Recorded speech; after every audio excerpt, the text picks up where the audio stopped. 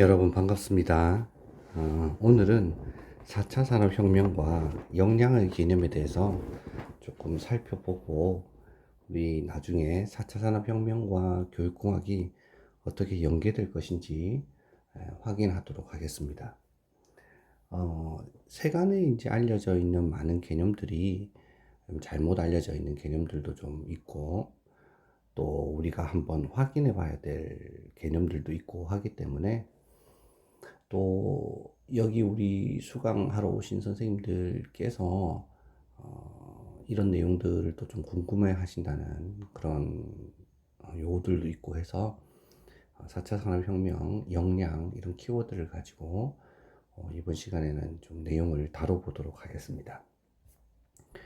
전체적으로 목차는 4차 산업혁명이 무엇인지에 대해서 우리가 좀 짚어보고요. 그리고 이제 4차 산업혁명 시기에 우리가 이제 살펴보아야 되는 역량 또는 직무의 개념에 대해서 한번 확인해 보도록 하겠습니다. 그리고 세 번째는 역량이란 무엇인지, 또 역량 중심 교육과정, 역량 이런 말들을 좀 많이 쓰고 있는데요. 그런 것들이 과연 무엇인지를 좀 확인을 해 보도록 하겠습니다. 자, 그러면 4차 산업혁명에 대해서 한번 들어가 봅시다. 선생님들께서는 4차 산업혁명이다라고 하면 무엇이 제일 먼저 떠오르시나요? 떠오르는 대로 이야기를 아마 나눠보자면, IoT, 3D 프린팅, 또 인공지능, AR, VR, 이런 얘기들을 많이 하시게 될 겁니다. 그런 얘기들이 다 틀린 얘기는 아니지만, 과연 그런 디바이스나 몇 가지 기술의 변화가 4차 산업혁명을 다 설명하는 전체를 나타내는 말일까? 우리는 좀 고민해 보아야 합니다. 우선 자료들을 보면 이런 얘기들이 이제 나타나고 있는 것을 우리가 확인할 수 있는데요. 먼저 2010년에 독일에서 하이텍 스트래티지 2020로 10대 프로젝트를 선정하는데 그 중에 하나로 인더스트리 4.0를 얘기하게 됩니다. 독일에서 이제 4차 산업혁명 얘기를 먼저 꺼내들기 시작하는데요. 이제 독일이 전통적으로 보면 제조업의 강국이잖아요. 그런데 이제 1900년대, 1990년대에서 2000년대로 넘어오는 이 시기에 닷컴 산업이 이제 미국을 중심으로 아주 부각이 됩니다.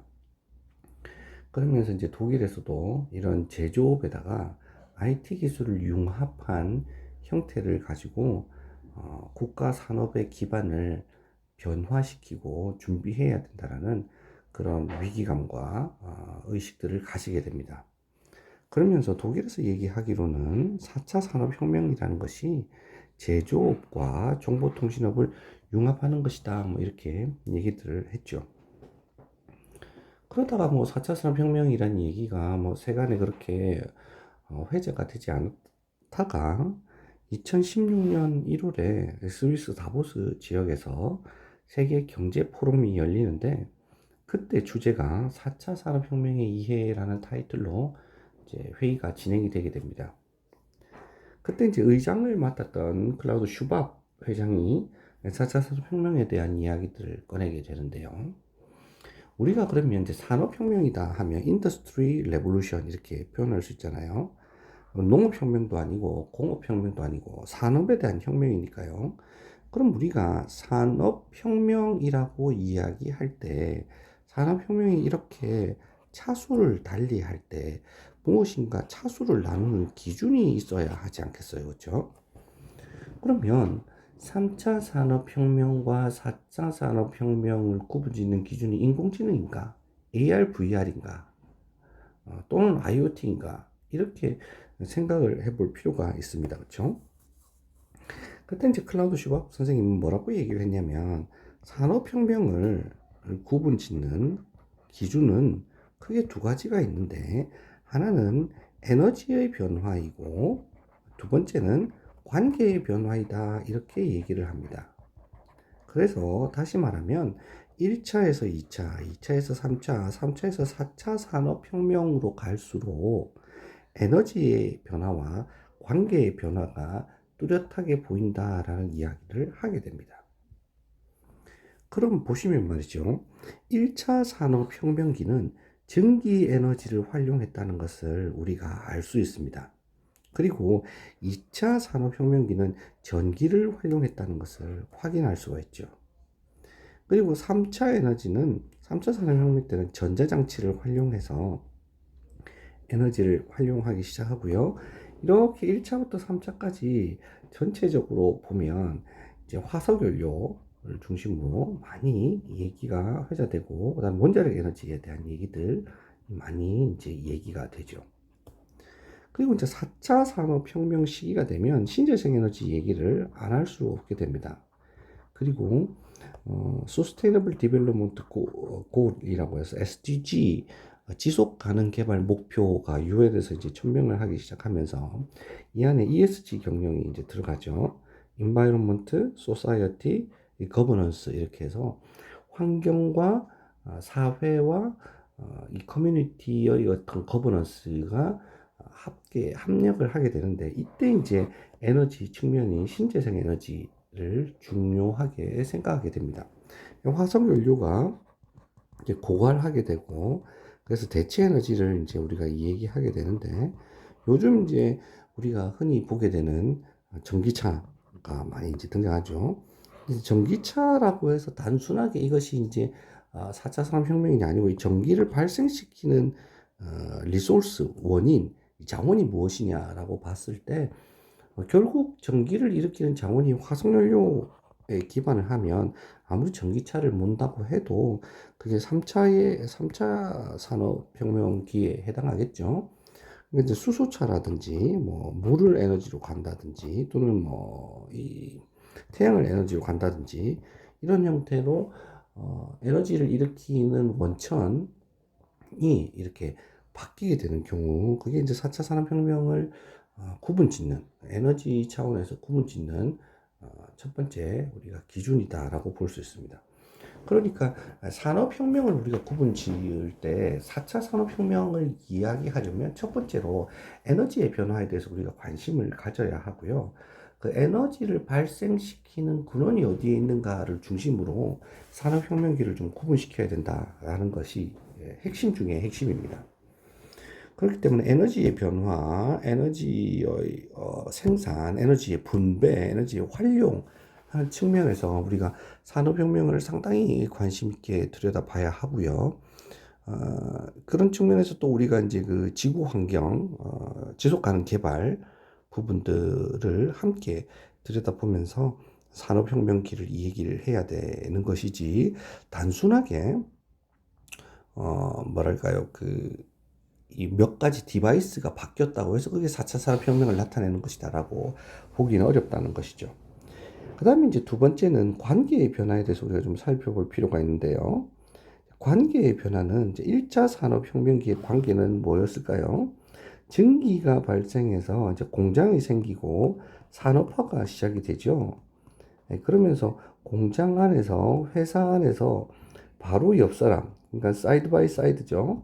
바로 옆 사람과 우리가 관계를 맺었던 것이 1차 산업혁명기의 관계다라고 볼 수 있습니다. 2차 산업혁명기는 이제 전기를 활용하면서 인트라넷 같은 것들을 활용하게 되죠. 그래서 회사 안에, 조직 안에 어떤 관계 형성이 2차 산업혁명기의 관계다라고 볼 수 있습니다. 그리고 이제 3차 산업혁명기는 인터넷을 활용하게 되죠. 그래서 국가와 국가, 회사와 회사, 이런 간에, 이게 이제 인터죠. 이런 서로 간에 어떤 그 연결성이 이제 확대되는 것들을 얘기할 수 있습니다. 그러니까 우리가 연결성 측면에서 본다면 1차에서 3차로 갈수록 연결성이 내 옆 사람과의 관계에서 회사 안에서의 관계가 되었다가, 그리고 그것이 국가와 국가 간의 관계로 번지게 되는 것이 3차 산업혁명기의 관계다라고 볼 수가 있는 거죠. 그 다음에 이제 4차 산업혁명기의 관계는 이제 어떻게 우리가 바라볼 수 있는가 하는 것들을 좀 고민해 봐야 되겠습니다. 우리가 이제 관계 얘기를 할 때는 이 삼간을 우리가 살펴보지 않을 수가 없는데요. 역사가 이루어지려면 이 삼간이 딱 맞아 떨어져야 된다라는 얘기들을 하곤 합니다. 또는 교육이 발생을 하려고 해도 이 삼간이 맞아 떨어져야 된다라고 얘기를 하는데요. 가수 이승환이 부른 노래 중에 이런 노래가 있죠. 이 넓은 세상 위에 그 길고 긴 시간 속에 그 수많은 사람들 중에 오직 그대만을 사랑해. 아, 이 노래가 좀 그렇죠. 뭐 이런 노래가 있습니다. 그렇죠? 그러니까 그 수많은 공간과 시간 속에서 바로 이 공간에, 바로 이 시간에, 바로 당신을 만났기 때문에 사랑이 싹 트는 것처럼 역사 역시 이 세 가지가 딱 맞아 떨어질 때 역사가 발생을 합니다. 교육 역시 이 삼간이 딱 맞아 떨어질 때 우리는 교육이 일어나죠. 그런데 이 세 가지 중에 어떤 하나라도 떨어지면 우리는 그것을 뭐라 부르냐? 원격 교육이라고 부릅니다. 생각해 보십시오. 시간이 떨어지는 경우, 공간이 떨어지는 경우, 인간이 떨어지는 경우를 보면 우리가 원격 교육이라고 부를 수 있죠. 지금 우리가 여러분과 제가 이렇게 유튜브 또는 LMS를 통해서 학습을 하는데 이게 뭐가 떨어져 있죠? 시간도 떨어져 있고 제가 촬영하는 시간과 여러분들이 이 촬영된 영상을 보는 시간대가 다르지 않겠어요? 그렇죠? 공간 역시 떨어져 있죠. 인간도 떨어져 있잖아요. 그렇죠? 그렇기 때문에 이렇게 완벽하게 떨어져 있는 형태의 원격 교육도 있을 수 있고 또 이 중에 어떤 하나만 떨어져 있는 형태의 원격 교육도 있을 수 있죠. 여러분과 제가 만약에 줌을 통해서 바로 실시간 비대면 수업을 한다고 가정을 해봅시다. 시간은 겹치지만 공간은 겹치지 않죠. 그래도 이걸 우리는 뭐라 부르죠? 원격 교육이라고 부르잖아요. 그렇죠? 이처럼 시간, 인간, 공간의 관계를 역사의 삼간, 교육의 삼간이라고 부르는데요. 4차 산업혁명기에는 이 세 가지의 간이 아주 많은 형태로, 아주 급격한 형태로 이것의 관계성이 아주 변화하게 된다는 것을 우리는 이해할 수 있습니다. 예를 들어 보죠. 우선 시간의 개념을 한번 예를 들어 볼까요? 자, 이게 몇 년 전에 이분이 이제 누구냐면 김광석 님입니다. 돌아가신 김광석 님을 홀로그램으로 되살려서 실제 가수와 KBS에서 공연을 했던 적이 있습니다. 지나간 시간을 지금의 시간처럼 되살려서 시간의 장벽을 허무는 활동들을 하게 되는 겁니다. 시간의 관계성 확장이라는 것은 우리가 타임머신을 타고 미래나 과거로 가는 것이 아니라 미래나 과거의 시간대를 마치 현재의 시간대처럼 되살려서 현재의 시점에서 미래와 과거를 들여다볼 수 있게 만드는 장면들. 이것이 바로 시간의 관계 확장이다라고 볼 수 있는 겁니다.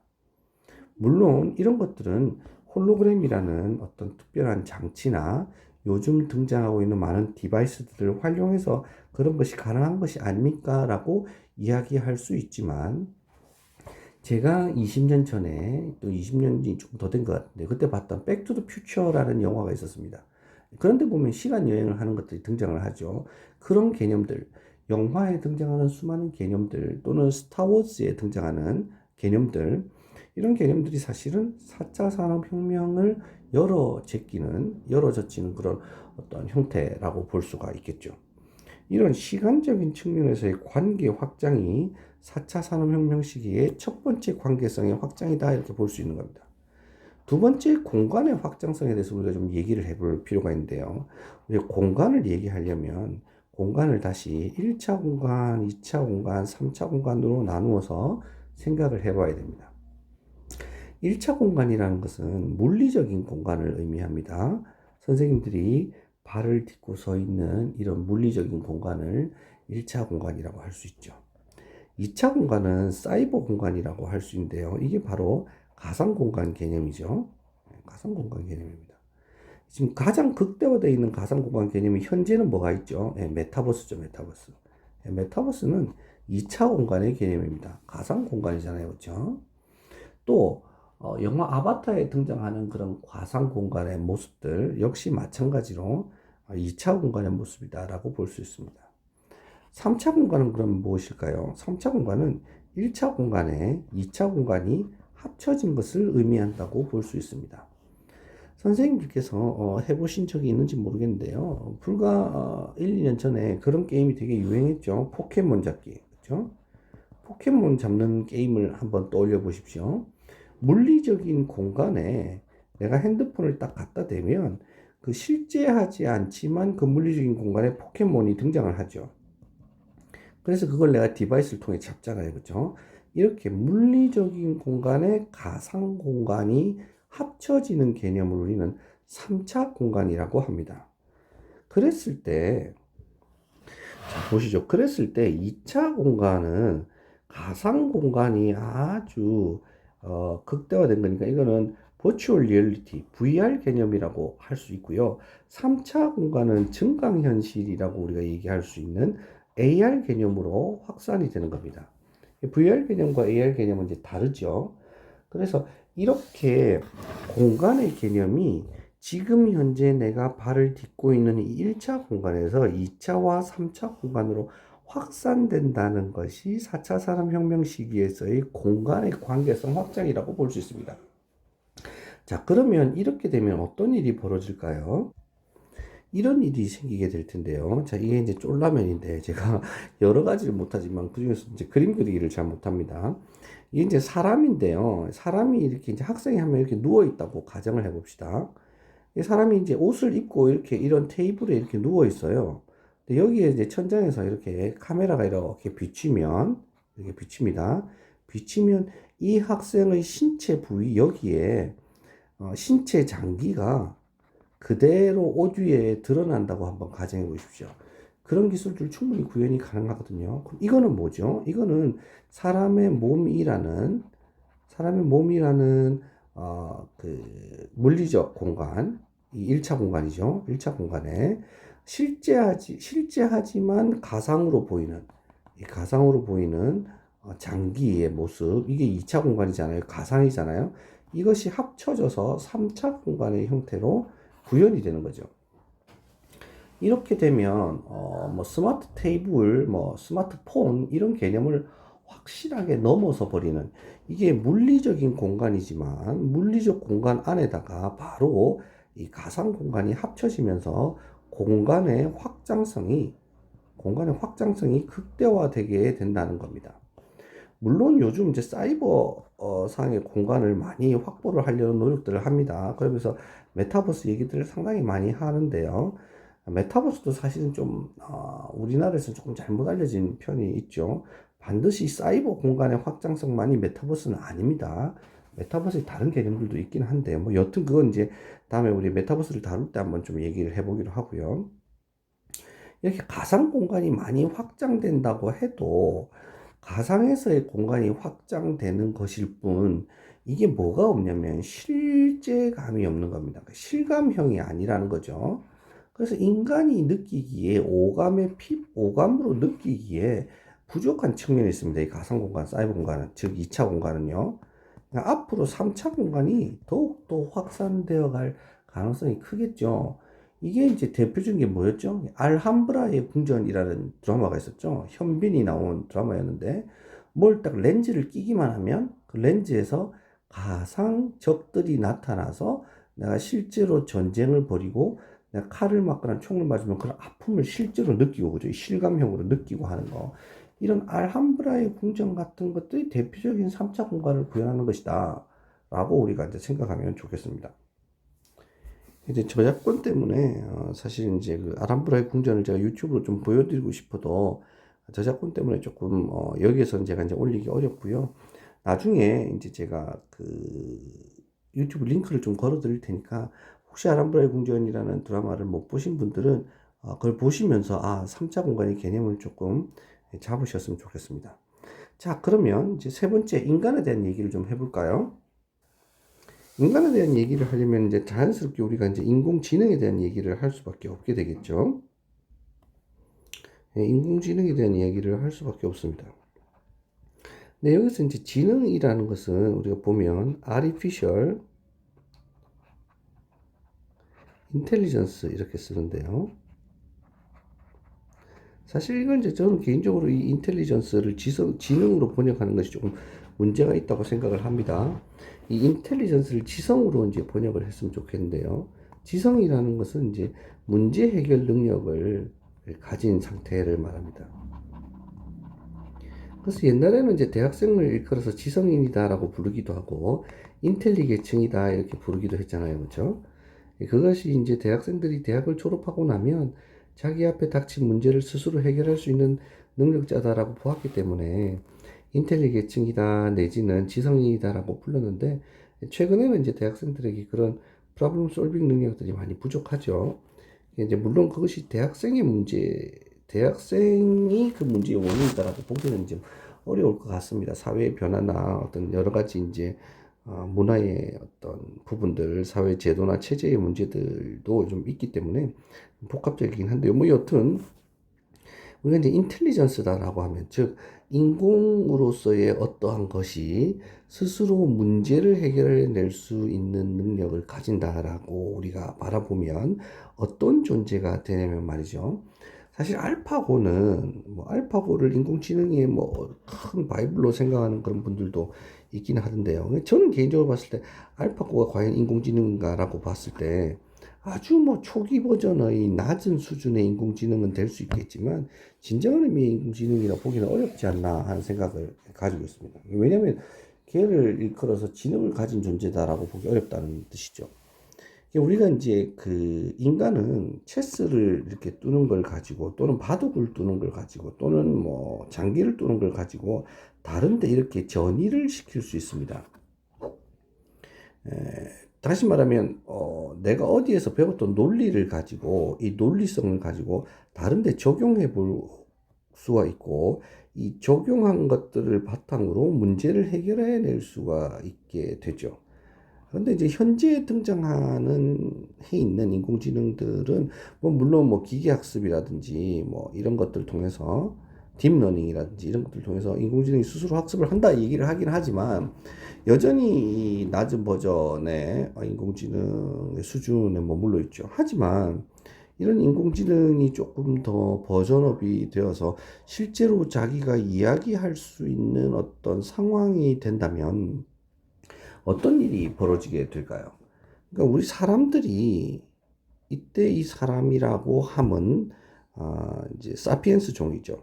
이 사피엔스 종인 사람이 지금은 새로운 사피엔스 종인 사람과 이렇게 관계를 맺고 있었다면 이제는 이 사람이라는 존재가 전혀 새로운 형태의 인공지능이나 또는 데이터 또는 빅데이터를 와 서로 상호작용하게 된다는 겁니다. 다시 말하면 사람의 종이 사피엔스 종에서 이제 그렇지 않은 종으로까지 확장이 될 수 있다는 겁니다.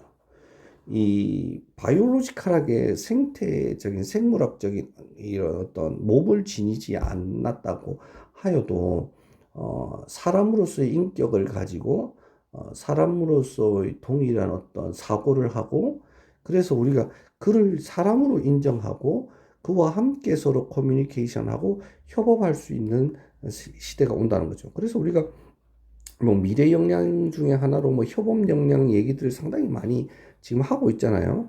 근데 그런 미래 역량으로서의 협업하는 협업의 대상이 우리는 지금 뭐 콜라보레이션 이렇게 얘기하는데 그 콜라보레이션 하는 대상이 사피엔스 종인 사람이 아니라 인공지능인 사람, 인공지능인 형태를 우리가 사람으로 받아들이고 이와 함께 협업하는 형태도 올 것이다라는 거죠. 그래서 인간의 확장성이 회자되는 겁니다. 자, 정리를 좀 해보자면 말이죠. 4차 산업혁명이라는 것은 단순하게 뭐 기계 몇 개가 바뀌고 디바이스 몇 개가 새로 나왔다고 해서 그것이 4차 산업혁명이라고 보기는 어렵고요.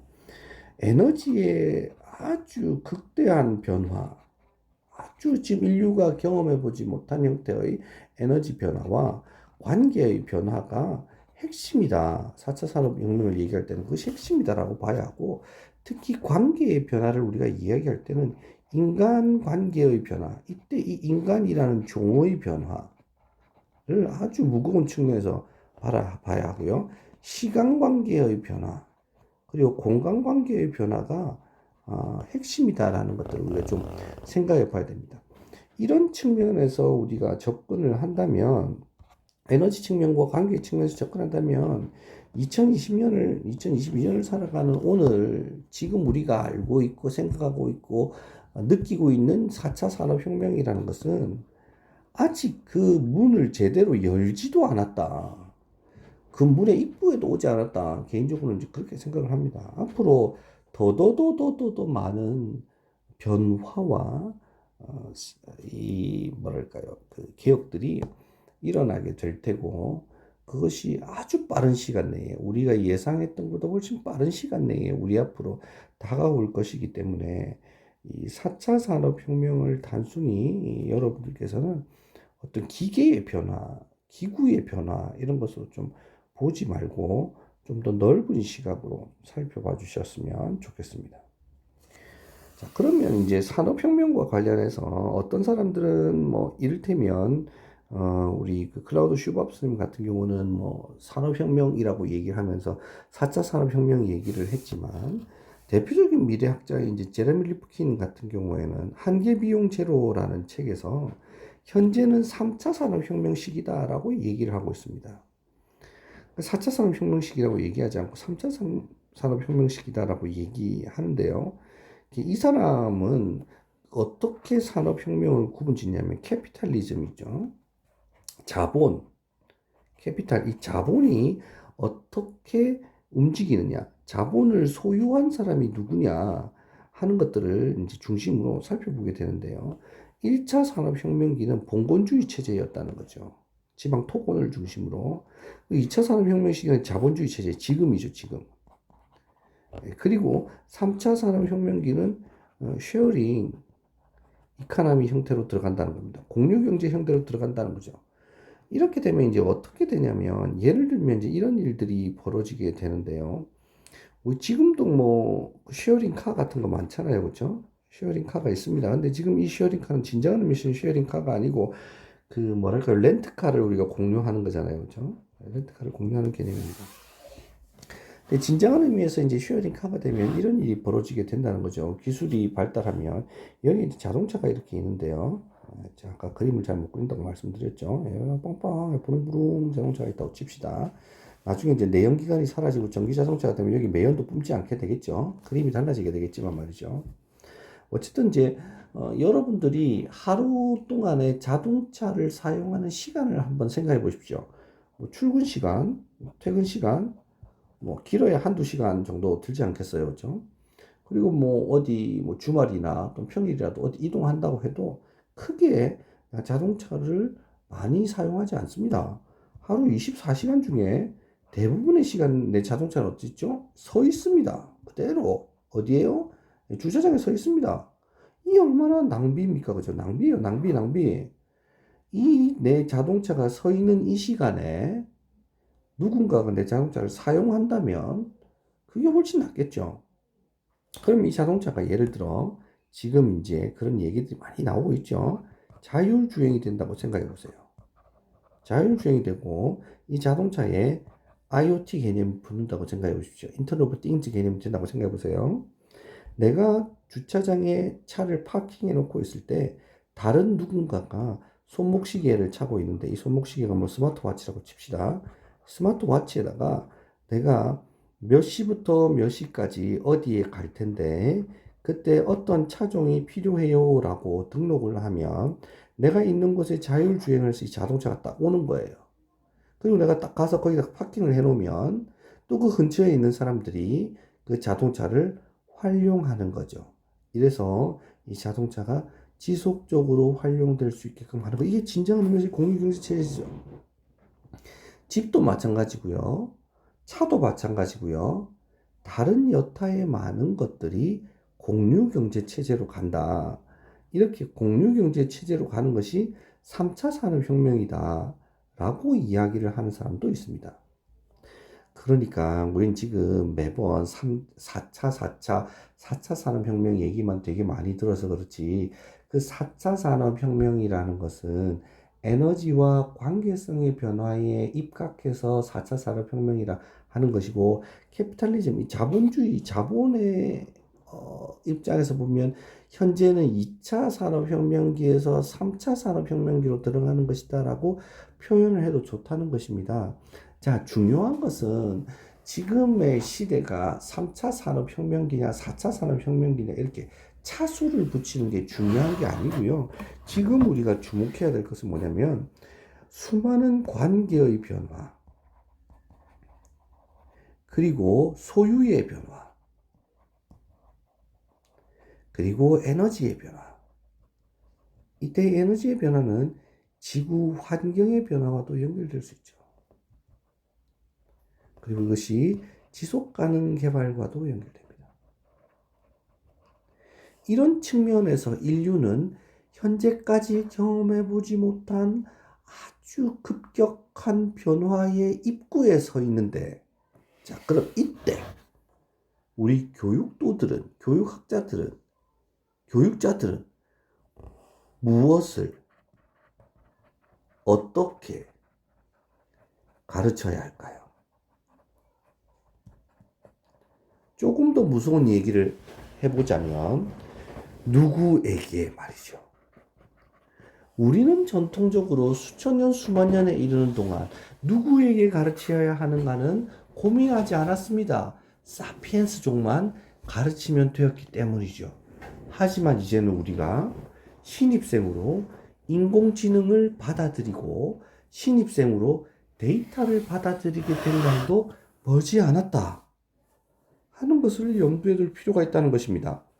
그러니 다시 정리하자면 우리는 교육자로서 이렇게 변화하는 시기에 누구에게 무엇을 어떻게 가르치고 그것이 잘 교수학습되었는지를 확인할 것인가. 이것이 4차든 3차든 새로운 산업혁명 시기를 맞이하는 교육자로서 고민해야 될 거리이다. 융합 인재를 양성한다는 것 좋지요. 바람직한 일이지요. 창의적인 인재를 기른다는 것, 예, 역시 좋고 바람직한 일입니다. 그 자체를 나쁘다고 할 수는 없죠. 코딩을 하고 소프트웨어 역량을 가지고 있는 인재를 양성하는 것, 예, 중요하고 바람직한 일입니다. 그러나 우리가 조금 더 넓게 시선을 바라보고 눈을 뜨고 세상의 변화에 관심을 가지게 된다면 4차 산업혁명이라는 것이 단순하게 코딩 몇 개 하고 소프트웨어 교육을 익히고, 그래서 실과 시간이나 정보 시간에 아이들에게 소프트웨어 교육을 몇 개를 더 시키고 알버트라든지 또는 뭐랄까요, 그 요즘 그런 그 로봇 같은 것들 있죠. 그런 것들을 활용해서 뭔가 수업을 몇 개를 더 하는 것, 또는 밴드라든지 특별한 메타버스를 만들어 가지고 독특한 수업을 진행하는 것, 전자적인 방식으로 수업을 진행하는 것, 이것이 과연 교육공학을 미래사회, 특히 인공지능과 관련한 또 4차 산업과 관련한 것들을 대해야 하는 우리 입장에서 적합한 교육의 접근 방식인가를 고민해 볼 필요가 있다는 것입니다. 자, 그러면 4차 산업혁명 시기에 산업은 어떻게 변해갈 것인가 우리가 한번 보죠. 온 디맨드가 아주 부상하게 됩니다. 온 디맨드가 뭐죠? 우리 VOD 혹시 아시나요? 비디오 온 디맨드죠. 내가 원하는 비디오를 나에게만 딱 제공해 주는 형태가 VOD입니다. 그래서 온 디맨드 경제가 상당히 부상하게 될 것입니다. 리바이스 청바지 아시죠? 그 리바이스 청바지 홈페이지에 들어가면 내가 디자인한 세상에 한 벌밖에 없는 나의 청바지를 만들어서 나에게 제공해 준다고 하거든요. 이런 것처럼 온 디맨드 된 경제가 상당히 부상하게 될 것이다. 우리가 이렇게 바라봐야 됩니다. 그럼 보십시오. 이런 것들이 이제 새로운 어떤 알고리즘을 통해서 충분히 이제 구현 가능하게 될 겁니다. 선생님들 예를 들어서 뭐 교보문고나 알라딘이나 뭐 쿠팡이나 이런 것들로 선생님들이 뭐 그 플랫폼에서 어떤 물건을 구매했다고 한번 가정해 보십시오. 자주 검색했던 내용들이나 구매했던 이력들을 얘네들이 기억해서 내가 좋아할 만한, 내가 필요로 할 만한 것들을 자동으로 추천해 주죠. 그죠? 그런 것들을 보실 적 있을 겁니다. 특히나 이제 쿠팡을 쓸 때 보면 말이죠.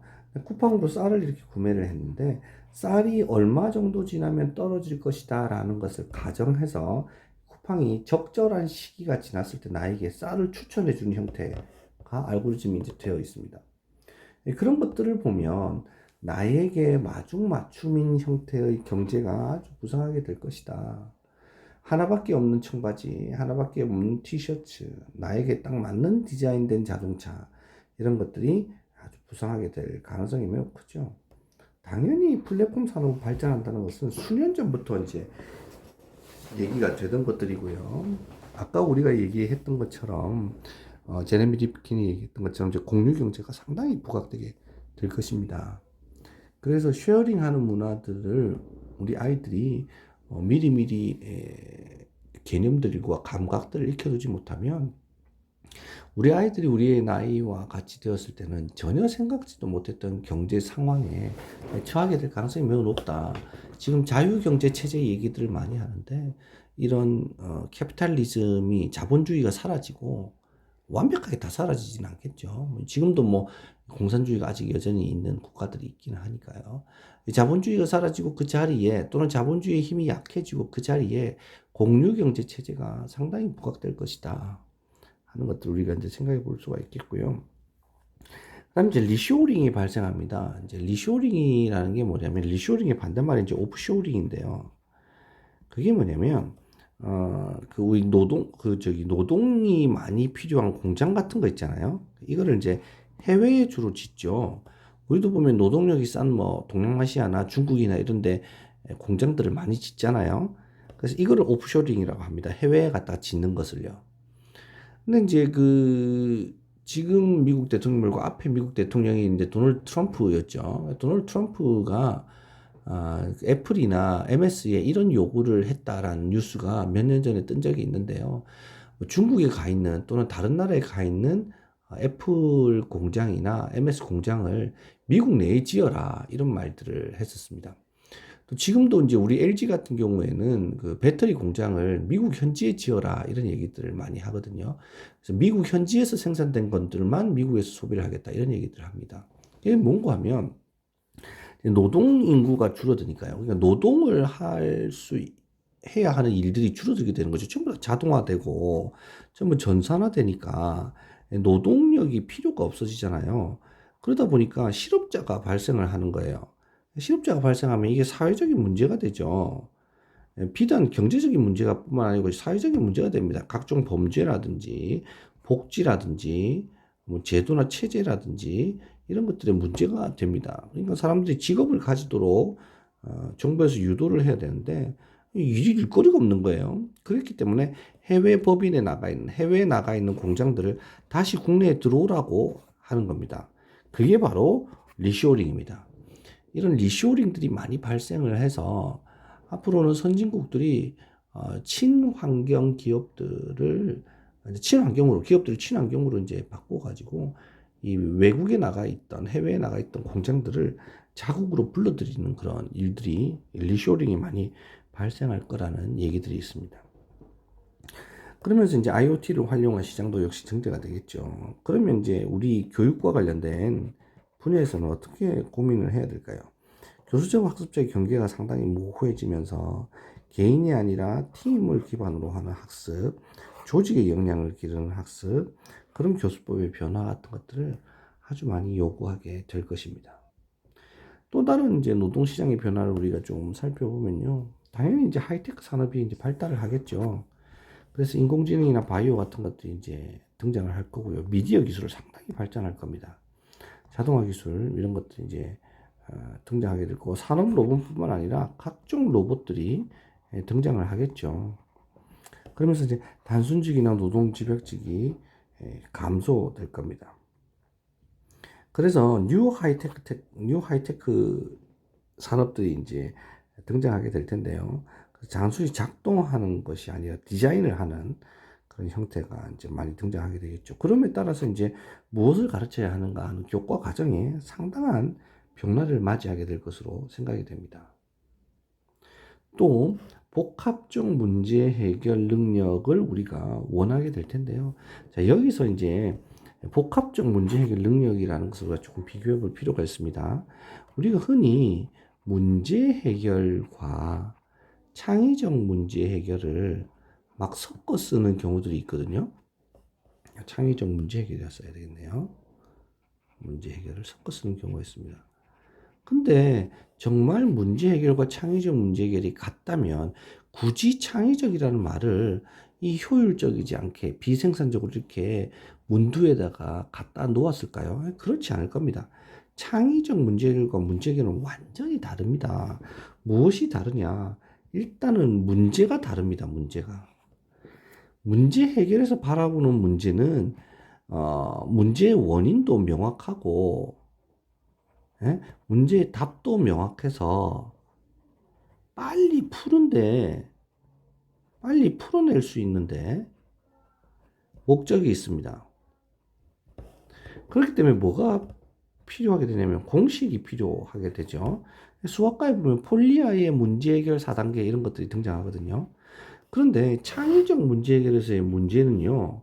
문제의 원인이 무엇인지도 잘 모르겠고 해결책이 뭔지도 잘 모르겠는 거예요.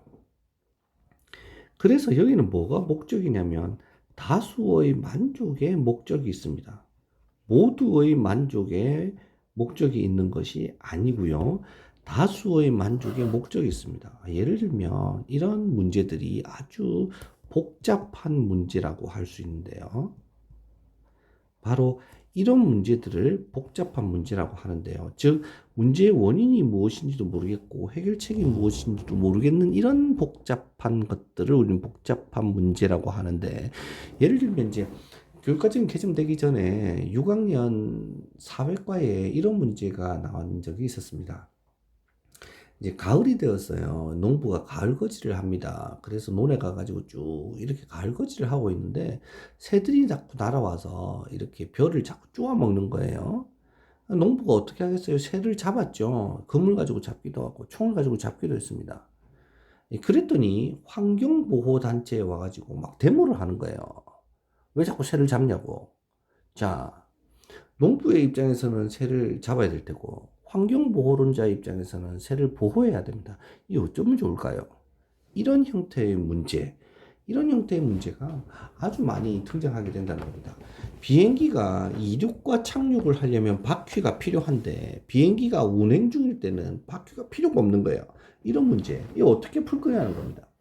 이렇게 과거의 산업화, 이게 1차, 2차, 3차 산업화 시기에는 공장에서 대량 생산을 하고 이걸 대량 소비를 하니까 별로 문제될 것이 없었어요. 이때 문제라고 하면 사람들의 요구가 다양하지도 않고 그 다음에 사회 변화가 그렇게 빠르지도 않아서 복잡한 문제가 그다지 많지 않았다는 거예요. 근데 지금 보세요. 얼마나 복잡한 문제들이 많이 생겨나고 있고 문제의 양태나 문제를 푸는 속도도 역시 과거에 비해서 얼마나 많이 달라졌습니까? 그렇죠?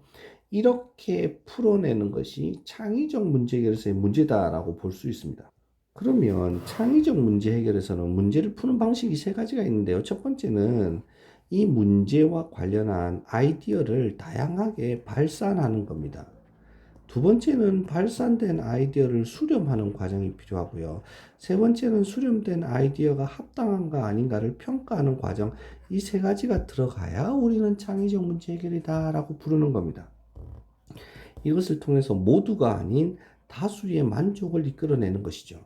이렇게 하려면 시간이 많이 걸립니다. 시간이 많이 걸리고 사람 소요도 많이 걸립니다. 그러니까 이때 누가 필요하게 되죠? 사람들의 마음을 읽어낼 수 있는 리더십이 필요하게 된 겁니다. 이때는 리더십이 필요하게 됐죠. 앞으로 끌고 나가는 리더십이 필요했다면 지금은 관계의 중심에 있는 리더십, 사람의 마음을 읽는 리더십이 필요하게 되는 형태로 바뀌게 되는 거죠. 자, 이렇듯이 문제의 형태가 아주 복합적이고 복잡한 형태로 문제가 변하게 됩니다. 복잡한 형태로. 그래서 문제의 원인이 뭔지 잘 모르겠고, 문제를 풀려고 하는 사람도 문제의 원인이 잘 뭔지 모르겠고, 해결책 역시 뭔지 모르겠는 그런 상황에 처하게 될 가능성이 매우 크기 때문에 이런 복합적이고 복잡한 문제들, 이걸 비구조화된 문제라고 부르기도 하거든요. 비구조화된 문제. 이런 비구조화된 문제를 풀어낼 수 있는 능력들이 필요한데 그것이 바로 이제 사회적 능력이나 공정, 체계, 자원관리, 기술적 능력과 관계된다. 이런 것들이 직무 능력상에서 필요하게 된다라는 것들을 우리가 이해할 수 있습니다.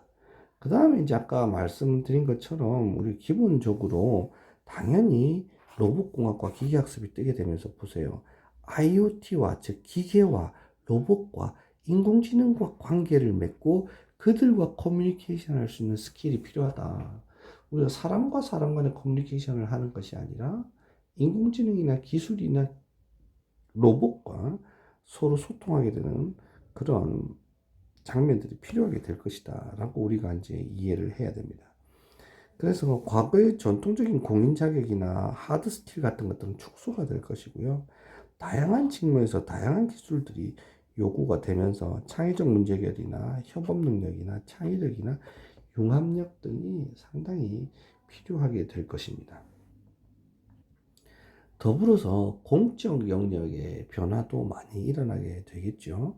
그래서 공공 데이터는 아주 많이 개방이 될 겁니다. 그래서 이제는 데이터를 소유한 사람이 데이터 소유자가 1인자가 될 겁니다. 특히 데이터를 소유한 것을 가지고 데이터를 분석해서 그 분석한 데이터를 가공하고 활용할 수 있는 사람이 앞으로 1인자가 될 것입니다. 이때 이 데이터는, 공적 데이터는 이제 개방될 가능성이 매우 큽니다. 그래서 시나 국가나 이런 공공기관에서 보유하고 있는 데이터는 마음대로 가져다 쓰세요. 물론 이제 그 개인정보들은 가져다 쓸 수 없겠죠. 그런 형태가 되게 될 테고요. 지금 보세요. 구글이나 그다음 네이버나 다 지금 뭔가를 무료로 쓰게 하고 카카오톡도 마찬가지죠. 무료로 쓰게 하고 자꾸만 뭘 받아들이게 하냐면 유저의 데이터들을 자꾸만 쌓아가서 그 데이터들의 디폴트 값을 없애면서 인공지능을 개발하려고 자꾸 노력하잖아요. 그렇죠? 구글에서도 인공지능 많이 개발하고 네이버에서도 이 인공지능 스피커 같은 거 개발해가지고 하고 많이 하잖아요. 웹사이트 상에서도 하고. 그게 뭐냐? 데이터를 많이 유입하고 데이터를 많이 확보해서 그 데이터를 가공하기 위해서 그런 얘기들을 많이 하게 되죠. 그래서 빅데이터를 활용하거나 처리하거나 분권하는 기능들이 아주 강하게 될 것이고 이것을 반영한 지원, 활용 이런 게 가능하게 될 겁니다. 그래서 이제 해운대 같은 경우는 해운대구청은 해운대라는 키워드를 가지고 빅데이터 분석을 해가지고요. 이게 한 3, 4년 전의 일입니다.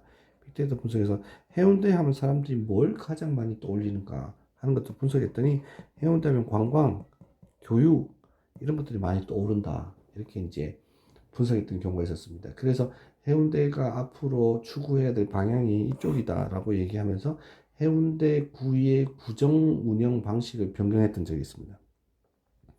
이런 것처럼 이제 지식의 공적 개념도 되겠고요. 학습의 결과가 내 것이 아니라 조직의 것이 되는 형태. 그래서 민간과 공적인 영역이 함께 협업하면서 작업을 하게 되는 형태 이렇게 이제 변화하게 될 것입니다.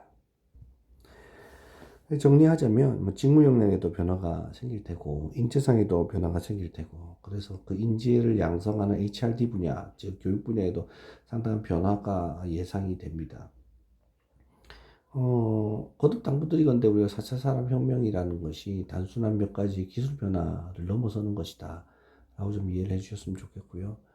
인간관계의 변화나 공간 개념의 변화를 선생님들께서 좀 이해하실 수 있도록 몇 가지 영화나 몇 가지 추가 드라마나 이런 것들을 링크를 걸어 드릴 테니까 그런 것들을 보시면서 개념들을 좀 확장해 가시는 시간들이 되었으면 좋겠습니다. 오늘 영양까지 다루려고 했는데 영양을 다루지는 못할 것 같고요. 영양은 이제 다음 시간에 또 다룰 수 있도록 하겠습니다. 오늘은 여기까지 수업을 마무리하도록 하겠습니다. 수고하셨습니다.